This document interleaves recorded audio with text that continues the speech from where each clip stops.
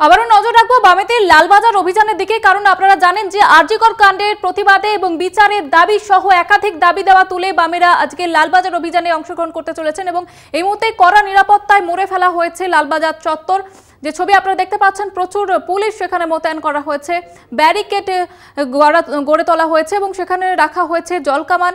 সেই ছবি আপনারা দেখতে পাচ্ছেন এই মুহূর্তে। কড়া নিরাপত্তা লালবাজারে, বামেদের লালবাজার অভিযানে ঘিরে এর আগে আমরা দেখেছি যে ধুন্ধুমার পরিস্থিতি তৈরি হয় এবং সেই কথা মাথায় রেখে কিন্তু এবার আগাম প্রস্তুতি নেওয়া হয়েছে পুলিশ আধিকারিকদের তরফ থেকে। আপনারা দেখতে পাচ্ছেন সেই ছবি। আরজিকর কাণ্ডের প্রতিবাদ এবং বিনীত গোয়েলের অপসারণের দাবি সহ একাধিক দাবি দেওয়া তুলে আজকে বামেদের লালবাজার অভিযান এবং লালবাজার অভিযান ঘিরে কড়া নিরাপত্তা লালবাজারে।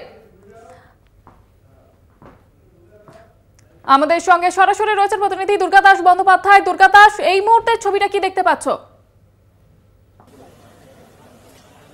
দেখো, তুমি জানো যে আরজিকর কাণ্ডের জেরে কলকাতার পুলিশ কমিশনার বিনীত কুমার গোয়েলের পদত্যাগ দাবি করে একের পর এক যখন লালবাজার অভিযান চলছে, বামেদের পক্ষ থেকেও আজকে যে লালবাজার অভিযানে ডাক দেওয়া হয়েছিল তার সময় ধার্য করা ছিল বিকেল ৩টে, কিন্তু এখনো পর্যন্ত লালবাজার অভিযানে সামিল হয়ে তারা কিন্তু এখনো পর্যন্ত এই লালবাজারের এই ফিয়ার্স লেনের কাছে সেই মিছিল এসে পৌঁছয়নি। এবং পাশাপাশি তোমায় দেখাবো যে আজকে প্রস্তুতি, অর্থাৎ একটা যুদ্ধকালীন প্রস্তুতি, সেটা কিন্তু বলাই যায়। দেখতেই পাচ্ছ যে এই বিবি গাঙ্গুলি রোড ধরে প্রচুর পুলিশের পাশাপাশি কিন্তু একটা জায়গায় যেখানে প্রায় ৯ ফুট উচ্চতায় যে ব্যারিকেড, সেই ব্যারিকেড, অভিনব ব্যারিকেড, সেই ব্যারিকেডকে রাখা হয়েছে।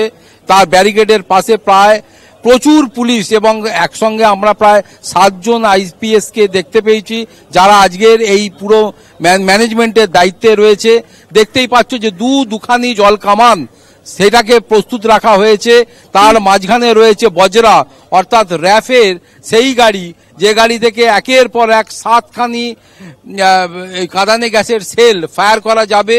এবং তার পাশাপাশি তুমি দেখতে পাচ্ছ যে বিভিন্ন স্তর বাই স্তর বিভিন্ন ক্যাটাগরির পুলিশকে রাখা হয়েছে এবং একাধিক অ্যাসিস্ট্যান্ট কমিশনার থেকে শুরু করে ইন্সপেক্টর র্যাঙ্কের অফিসার সেখানে মোতায়েন রয়েছে, যাতে নিশ্চিদ্র নিরাপত্তার বলয়ে ঘিরে ফেলা হয়েছে সমগ্র এই ফিয়ার্স লেন থেকে শুরু করে লালবাজার চত্বর।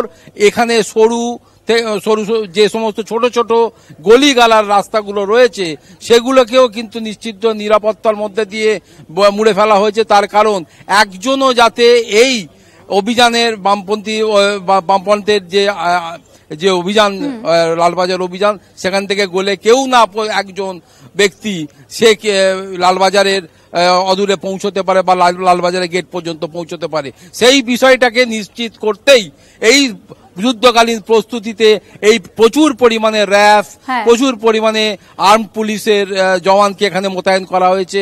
এবং সময় যত গড়াচ্ছে, আকাশের মুখ যত ভার হচ্ছে, বৃষ্টি হয়ে আসার সম্ভাবনা যত উজ্জ্বল হচ্ছে, কিন্তু এখনো পর্যন্ত দেখা যাচ্ছে যে যারা এই বামপন্থীরা যারা আজকে এই লালবাজার অভিযানের ডাক দিয়েছে তাদের কিন্তু এখনো উপস্থিতি দেখা যাচ্ছে না।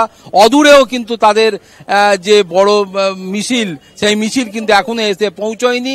এবং যে মিছিল শিয়ালদা স্টেশনের কাছ থেকে, অর্থাৎ আমাদের ব্যাংক অফ ইন্ডিয়ার কাছ থেকে শুরু হওয়ার কথা ছিল, সেই মিছিল কিন্তু এখনো পর্যন্ত লালবাজারে এসে পৌঁছয়নি। যদিও পুলিশ কিন্তু পুলিশ কিন্তু সর্বসম্মতিভাবে এখানে প্রস্তুত রয়েছে যে কোনো পরিস্থিতির মোকাবিলা করার জন্য, এটা কিন্তু হলফ করে বলাই যায়। একেবারে বোঝাই যাচ্ছে যে পরিস্থিতি মোকাবিলায় তৈরি রয়েছে পুলিশ প্রশাসন। আপাতত ধন্যবাদ জানাবো তোমাকে দুর্গাদাস। আমাদের সঙ্গে ছিলেন প্রতিনিধি দুর্গাদাস বন্দ্যোপাধ্যায়। যেমনটা আপনারা দেখতে পাচ্ছেন যে ছবি, লালবাজার চত্বরে ইতিমধ্যেই কড়া নিরাপত্তা বলয়ে মুড়ে ফেলা হয়েছে।